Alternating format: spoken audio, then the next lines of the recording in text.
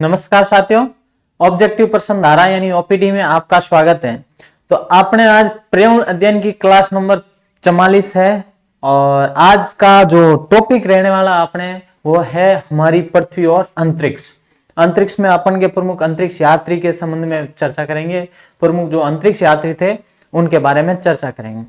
ठीक है, तो पिछले अध्याय में अपन ने कर लिया था जल प्रदूषण। जल के बाद में ये प्रमुख आपने जल से संबंधित है जल के गुण, ठीक है, इनके बारे में चर्चा हो गई थी। जल के स्रोत कौन कौन से हैं, नदियां पढ़ ली थी थोड़े थोड़े, जो ऊपरी तौर पे जो सवाल जहां से ज्यादा आने के चांसेस रहते वो अपन ने पढ़ लिया था।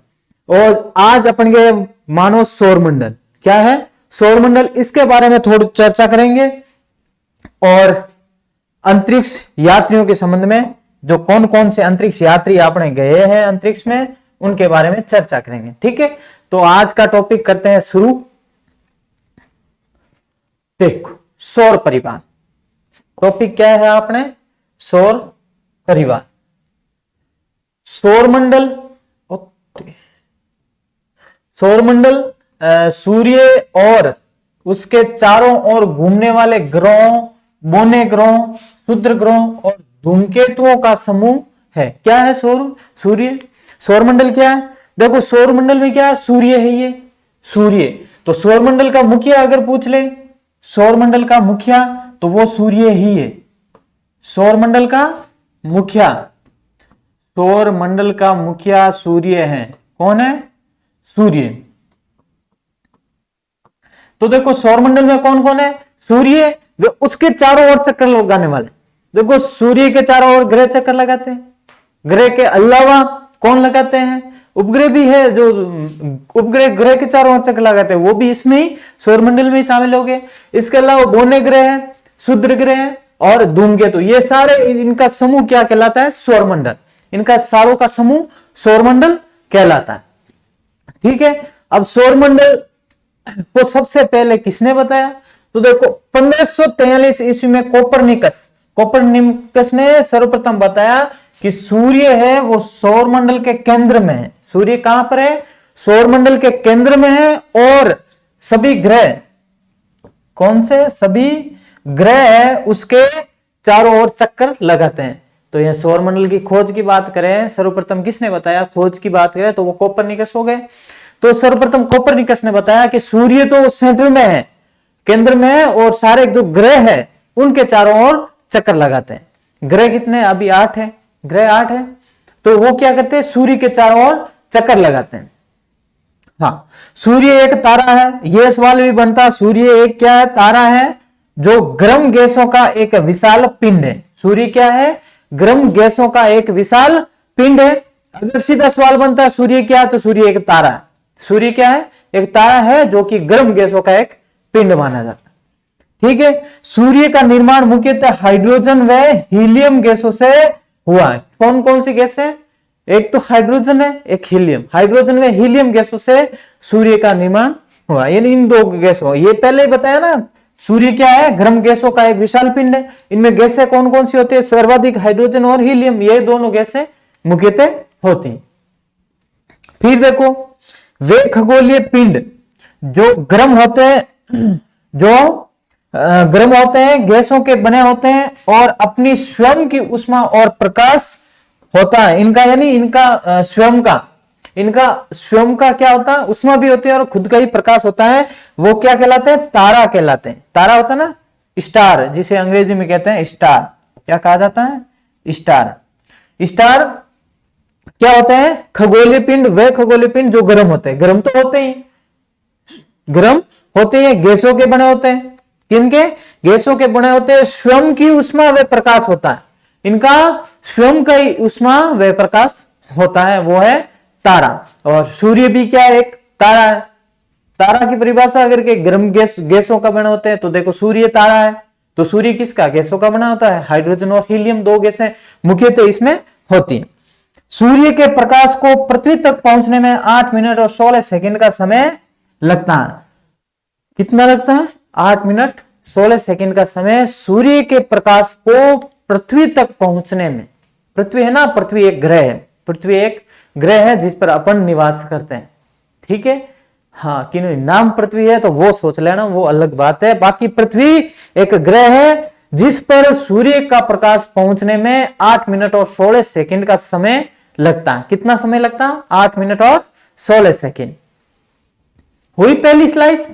देख लो सौरमंडल क्या होता है, खोज सर्वप्रथम। सूर्य क्या है, ये सवाल बनते ये ऐसे बन गए अगर कि सूर्य के प्रकाश को पृथ्वी पर पहुंचने में कितना समय लगता है, तो सीधे सीधे, हालांकि इसका आपने एक फैक्ट दे दिया है, इसका एक फैक्ट भी दे दिया, तो फैक्ट का भी विशेष ध्यान रखना। फैक्ट में से सवाल सीधे सीधे बन रहे हैं। ठीक है, बढ़े आगे। आगे देखो, खगोलीय पिंड क्या है? सूर्य, चंद्रमा तथा वे सभी वस्तुएं जो रात के समय आसमान में चमकती हैं वो खगोलीय पिंड कहलाती हैं।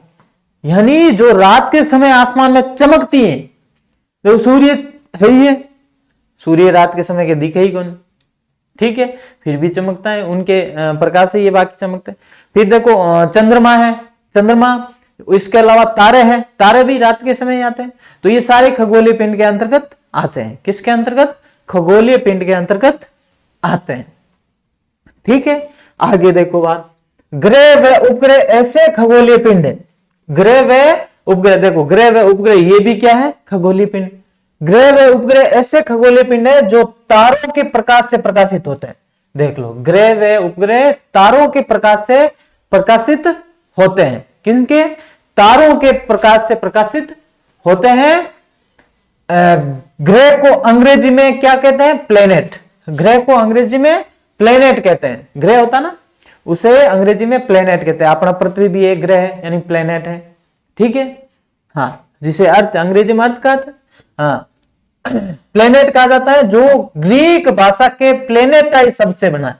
ये जो प्लेनेट है ना, जिसे हिंदी में ग्रह कहते हैं, अंग्रेजी में नाम है प्लेनेट। ठीक है, तो ये है अंग्रेजी का शब्द है प्लेनेट, लेकिन ग्रीक भाषा के प्लेनेटाई शब्द से बना है। किससे? प्लेनेटाई शब्द से बना है, जिसका शाब्दिक अर्थ होता है परिभ्रमक या चारों ओर घूमने वाला। क्या है? परिभ्रमक या चारों ओर घूमने वाला। चारों ओर घूमने वाला, ये होता है अपने प्लेनेट शब्द का शाब्दिक अर्थ। ठीक है, ये सवाल आ जाए कि ग्रह जिसे अंग्रेजी में प्लेनेट कहते हैं, ये किस भाषा का शब्द है? तो ये किस भाषा का शब्द? प्लेनेटाई से बना है, जो कि प्लेनेटाई शब्द कौन सी भाषा? ग्रीक से। ग्रह देखो, हमारे सौर मंडल में 8 ग्रह हैं। कितने ग्रह हैं? 8 ग्रह है। सूर्य से दूरी के अनुसार वह है बुध, फिर शुक्र, पृथ्वी, मंगल, बृहस्पति, शनि, यूरेनस तथा नेपच्यून। ये है 8 ग्रह। अब यूरेनस को हिंदी में अरुण कहते हैं और नेपच्यून को वरुण। ये हो गए 8 ग्रह। कौन कौन से? बुध, शुक्र, पृथ्वी, मंगल, बृहस्पति, शनि, यूरेनस और नेपच्यून। ये है आपने 8 ग्रह। और ग्रह किसके चारों ओर चक्कर लगाते हैं? सूर्य के है ही। हाँ, सौरमंडल के सभी 8 ग्रह एक निश्चित पथ पर सूर्य के चारों ओर चक्कर लगाते हैं। ग्रह किसके चारों ओर चक्कर लगाते हैं? सूर्य के चारों ओर चक्कर लगाते हैं। ठीक है, ये रास्ते दीर्घ वृत्ताकार में में फैले हुए हैं। ये कक्षा कहलाते हैं, यानी जिस कक्ष पर अपने ये चक्कर लगाते हैं वो कक्षा कहलाते हैं। चारों ओर चक्कर लगाते हैं सूर्य के, तो वो क्या कहलाता है? कक्षा कहलाता है। क्या कहलाता है? कक्षा कहलाता है। बुध सूर्य के सबसे नजदीक ग्रह है। क्या है? सबसे नजदीक ग्रह कौन सा है? बुध ग्रह। सूर्य के सबसे नजदीक ग्रह है बुध। पहला नाम भी बुध आया सूर्य से दूरी के अनुसार। और अगर पूछ ले कि सबसे दूर ग्रह कौन सा है, तो वो है नेपच्यून। सबसे दूर ग्रह, सबसे दूर, तो वो है नेपच्यून, जिसे वरुण कहते हैं। क्या कहते हैं? वरुण धवन। हाँ, क्या कहते हैं? वरुण। सबसे नजदीक बुध हो गया, सबसे दूर वरुण हो गया। हाँ, शुक्र को पृथ्वी का जुड़वा ग्रह माना जाता है। किस ग्रह को? शुक्र ग्रह है, उसको पृथ्वी का जुड़वा ग्रह कहा जाता है, क्योंकि इसका आकार व आकृति लगभग पृथ्वी के ही समान है। पृथ्वी है ना, इसके समान आकृति का होने के कारण शुक्र ग्रह को पृथ्वी का जुड़वा ग्रह माना जाता है। किसको? शुक्र ग्रह ना, उसको पृथ्वी का जुड़वा ग्रह माना जाता है। ठीक है, लियो स्क्रीनशॉट। जी हाँ, पढ़े आगे। आगे देखो, ये है आपने प्लेनेट। ठीक है, ये जो चीजें दिख रही है, ये देखो, ये है शुद्र ग्रह की पट्टी। ये क्या है? शुद्र ग्रह की पट्टी। इसके बारे में भी चर्चा करेंगे। फिर देखो, ये है, ये ग्रह गैसों का गोला। ये है अपने सन। क्या है? सन। एक वो और होता है S1 सनियन बेटा, वो अलग है, ये सन है। ठीक है, सूर्य। ये क्या? सूर्य। ये पहला ग्रह देखो, ये है बुध। कौन सा है? बुध। ये ग्रह है बुध। फिर ये देखो, इसके जस्ट आगे शुक्र। कौन सा? शुक्र। फिर है पृथ्वी। कौन सा? पृथ्वी। उसके बाद होता मंगल। कौन सा? मंगल। और ये चारों ग्रह है वो आंतरिक ग्रह। कौन से? आंतरिक ग्रह। ध्यान रखना, पहले जो चारों ग्रह है वो आंतरिक ग्रह है, चट्टानों के बने होते हैं। फिर देखो बृहस्पति। कौन सा है? बृहस्पति। फिर देखो, ये है शनि। ये है शनि। और ये है अरुण, या जिसे नेपच्यून का नहीं है, क्या कहा जाता है?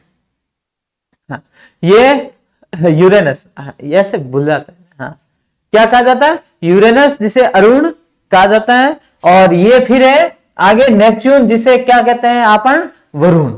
क्या कहा जाता है? वरुण ग्रह। ये है अपने सौर मंडल। क्या है? जिसमें देखो सूर्य आ गया, और ये शुद्र ग्रह हो गए। ठीक, बढ़े आगे। हाँ, ये था अभी का फैक्ट। फैक्ट नंबर 9 ही था। फैक्ट नंबर 9, सौर मंडल। मुझे पता था कि आगे आपने चैप्टर आने वाला, तो लेवल 1 वालों का ध्यान रखना पड़ता है। ठीक है, इससे पहले फैक्ट बना दिया था, है? इससे पहले ही फैक्ट रेडी कर दिया। देखो सौरमंडल, सौरमंडल का मुखिया सूर्य है ही है। सौरमंडल का मुखिया सूर्य। हाँ, फिर देखो सौरमंडल में ग्रहों की संख्या 8, उपग्रह कितने? 205।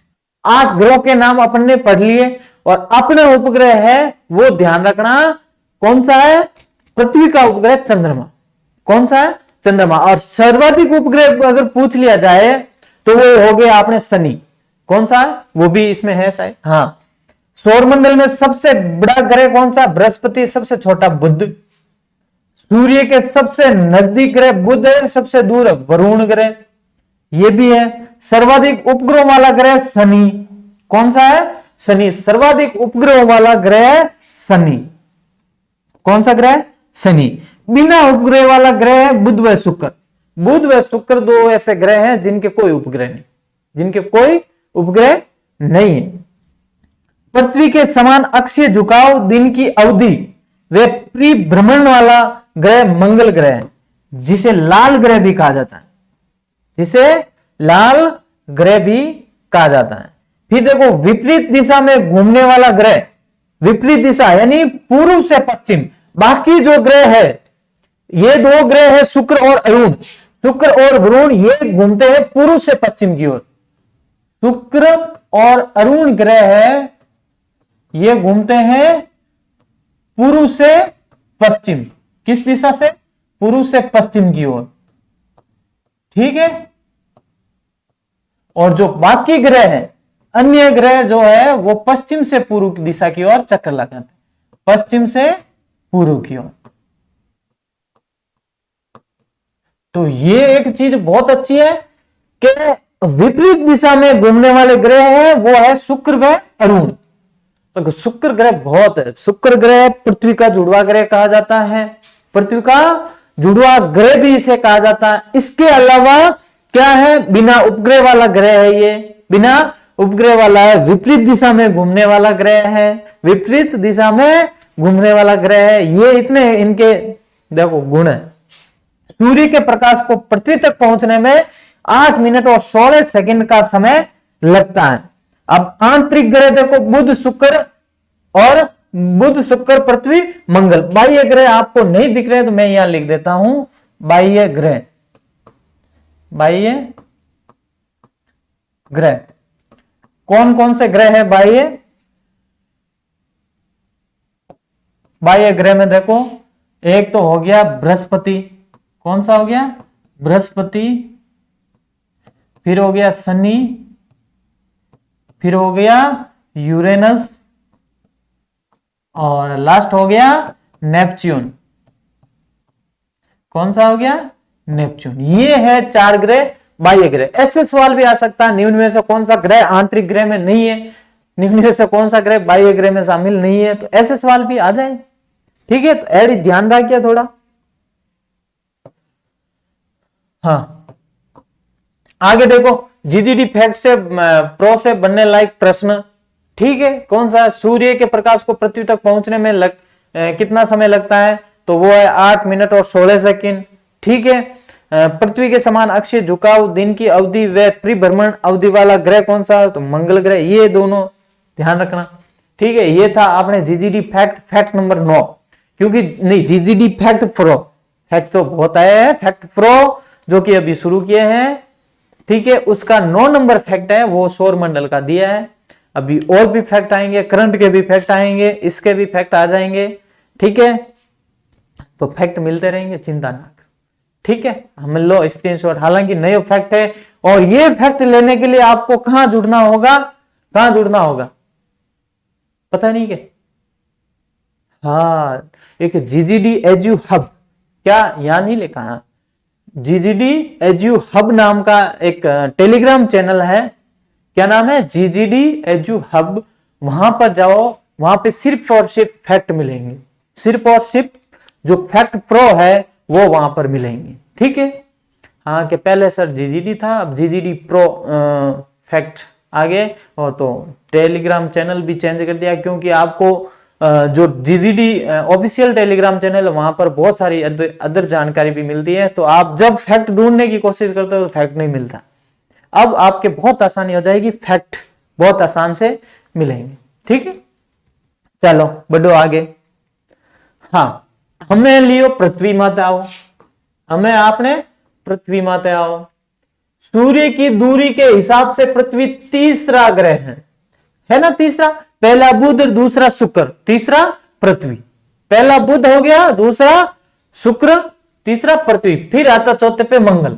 और आकार में ये 5वां सबसे बड़ा ग्रह है। देखो, सूर्य से दूरी के अनुसार तीसरा और आकार में 5वां।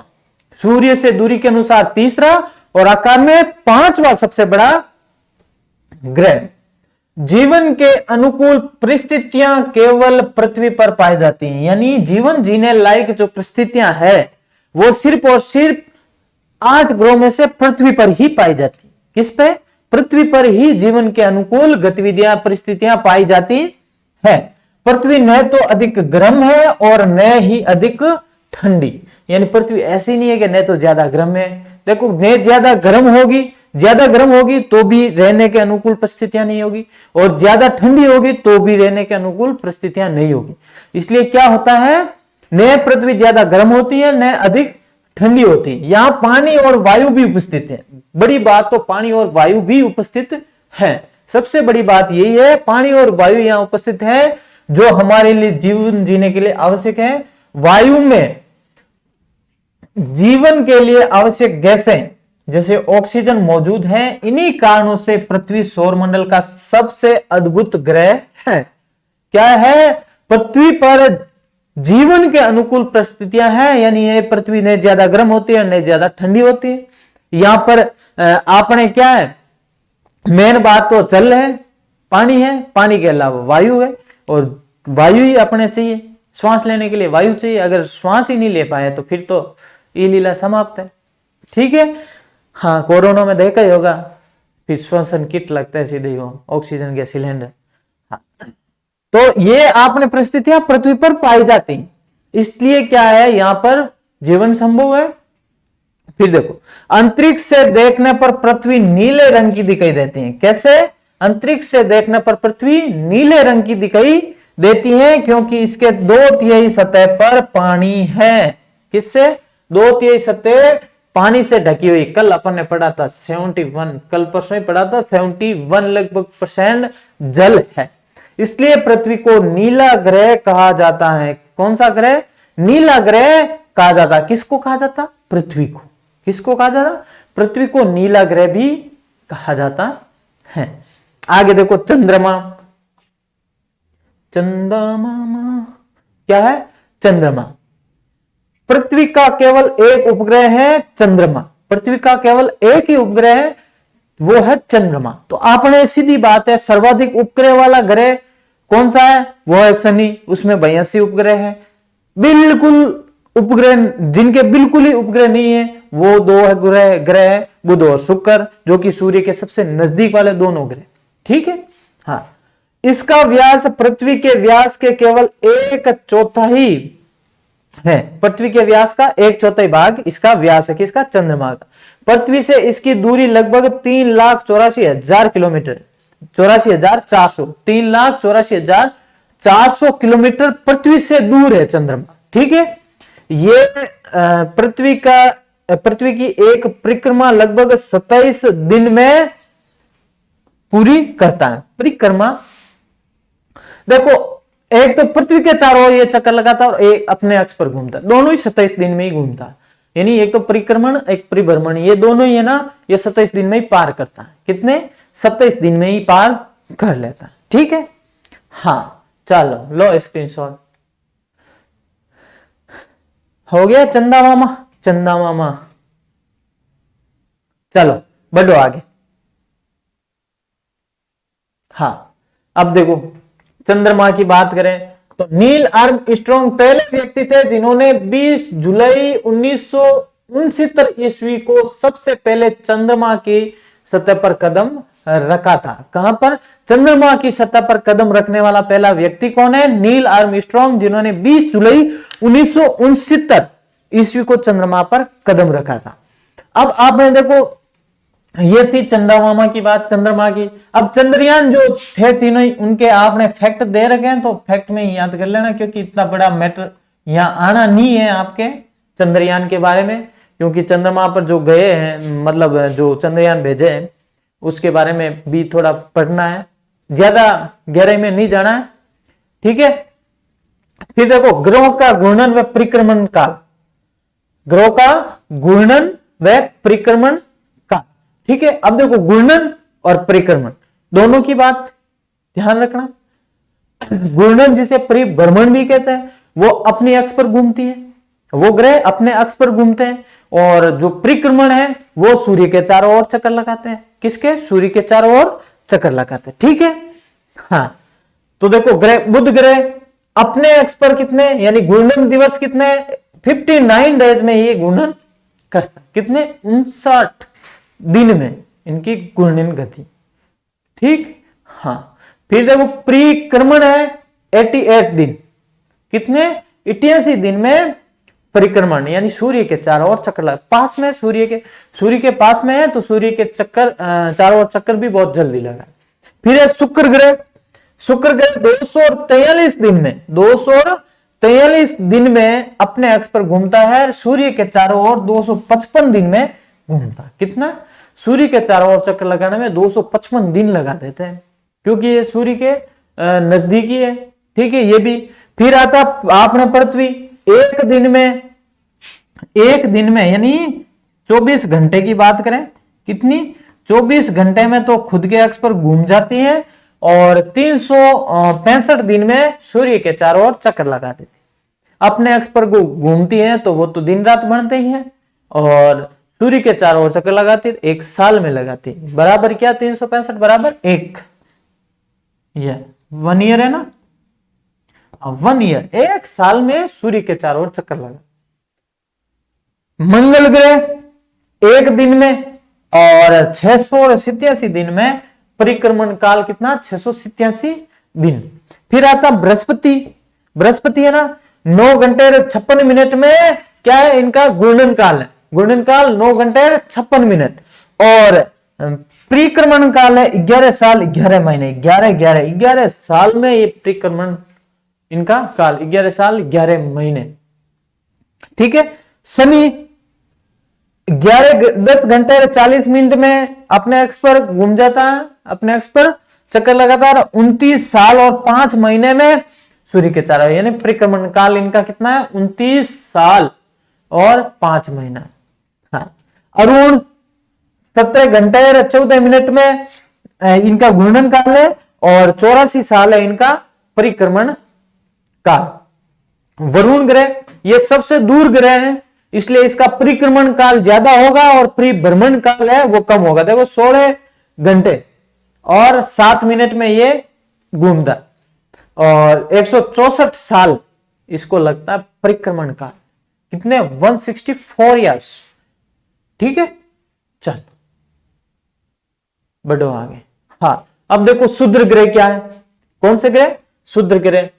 सौरमंडल में तारों, ग्रहों, उपग्रहों के अतिरिक्त असंख्य छोटे पिंड भी सूर्य के चारों ओर चक्कर लगाते हैं। इन पिंडों को शुद्र ग्रह कहते हैं। यानी देखो तारा है, ग्रह है और उपग्रह के अतिरिक्त जो छोटे छोटे पिंड है। अभी आपने चित्र में एक देखा था, कौन सा चित्र? ये देखो, ये देखो, ये छोटे छोटे जो पिंड है ये क्या कहलाता है? शुद्र ग्रह। ये क्या कहलाता है? शुद्र ग्रह। ठीक है, ये क्या कहलाता है? शुद्र ग्रह। आगे देखो, ये मंगल व बृहस्पति की कक्षाओं के बीच में पाए जाते हैं। वैज्ञानिकों के अनुसार शुद्र ग्रह भी ग्रह के ही भाग होते हैं।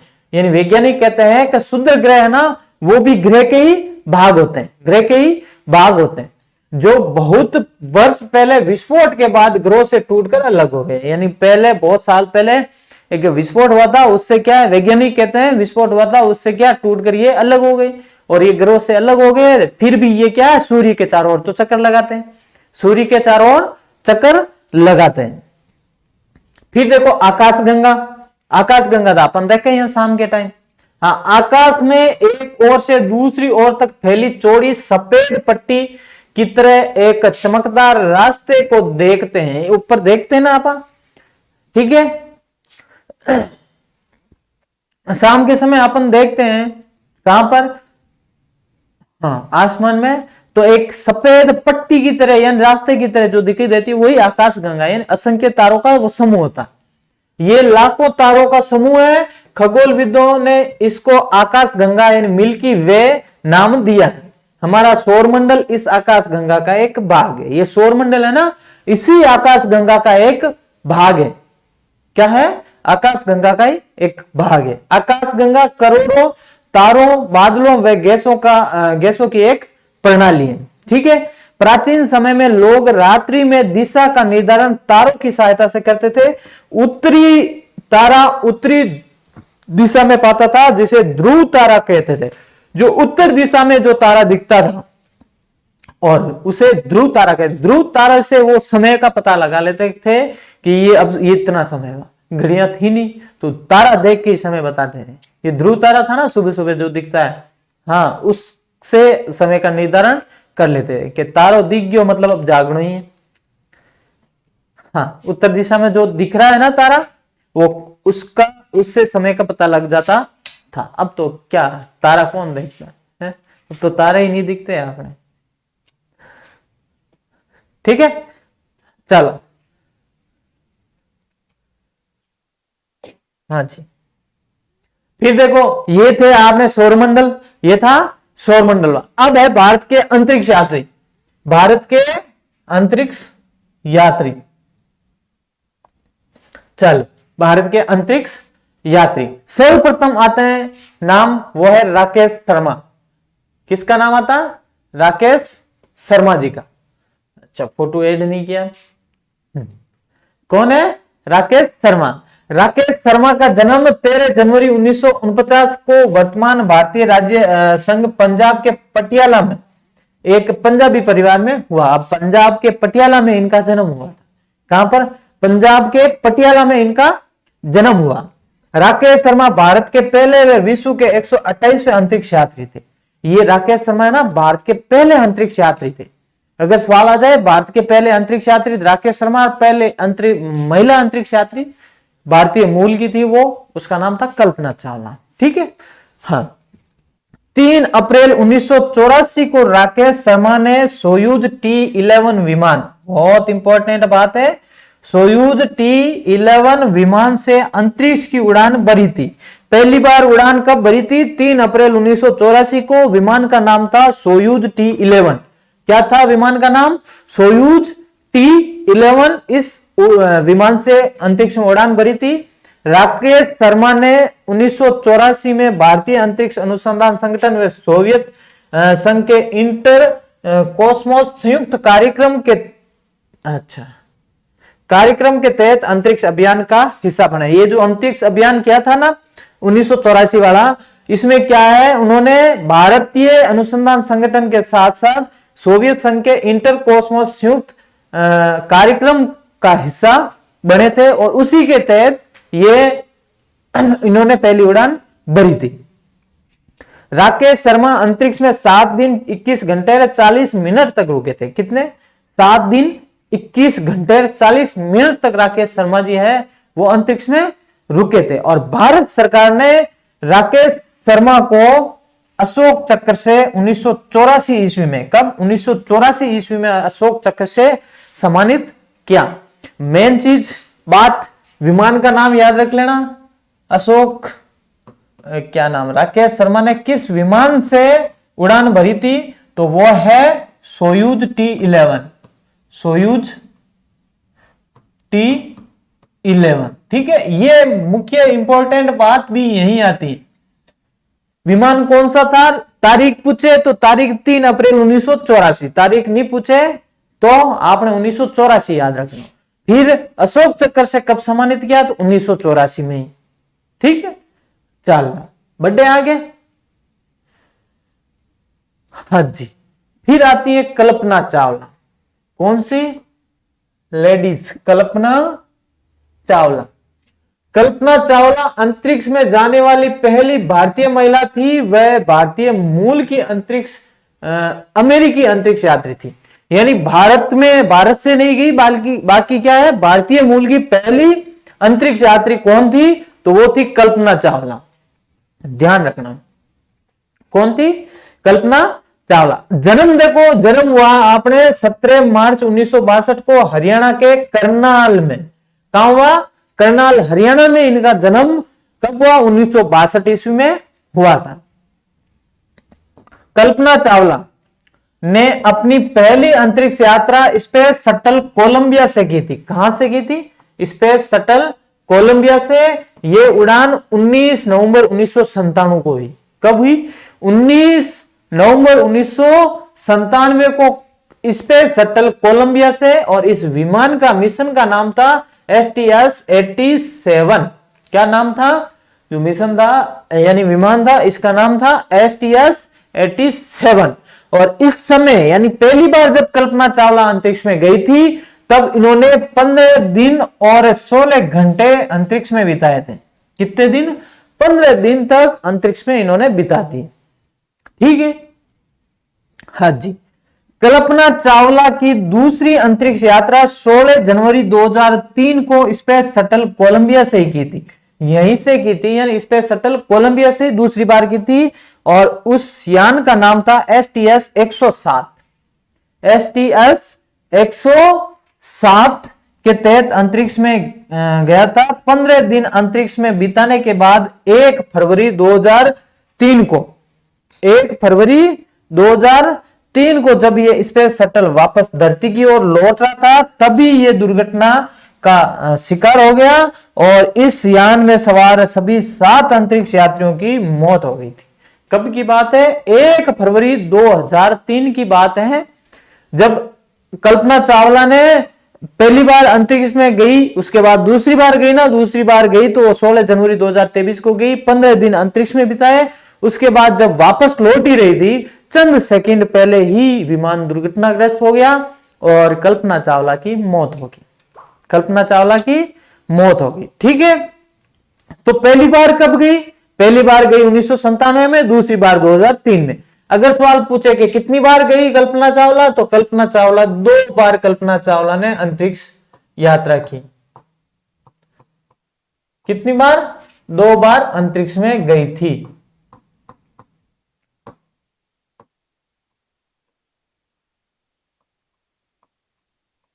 आपने मौको मिले तो जा सका ना, आप नहीं जाए। ठीक है, तो कल्पना चावला 2 बार अंतरिक्ष में गई थी।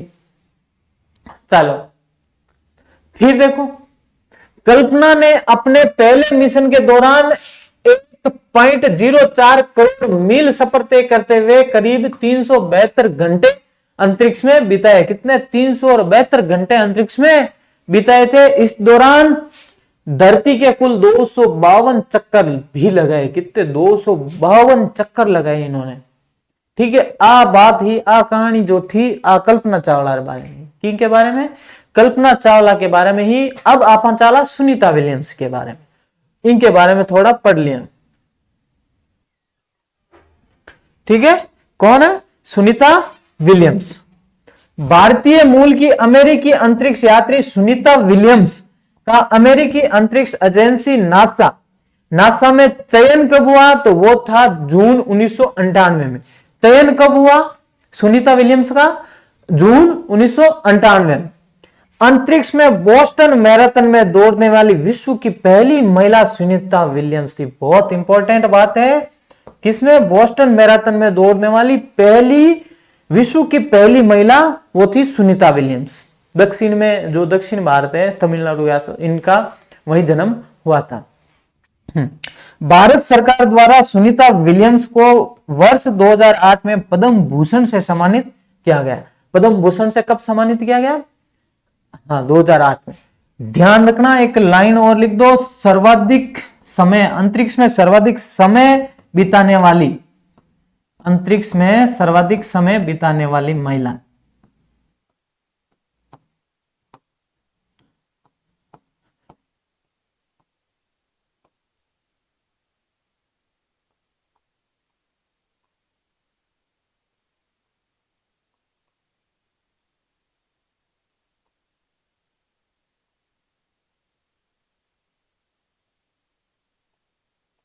अंतरिक्ष में सर्वाधिक समय बिताने वाली महिला वो थी आपने सुनीता विलियम्स, जिन्हें 2008 में पद्म भूषण से सम्मानित किया गया है। ठीक है, भारत सरकार का है ना पद्म पुरस्कार, मैंने 2-3 बार तो बता दिया। पद्म पुरस्कार है वो 3 श्रेणियों में दिया जाता है। ठीक है, पद्म विभूषण, पद्म भूषण और पद्म श्री। तो इनको पद्म भूषण पुरस्कार से सम्मानित किया, वो है 2008 में। ठीक है, तो आ कहानी थी आपने सुनीता विलियम्स की। हाँ, इनके सागे आपने होगी क्लास पूरी। ठीक है, तो आज का जो चैप्टर था सौरमंडल व अंतरिक्ष यात्री वो हो चुका है पूरा। और इसके बाद में अपने चैप्टर बचे एक।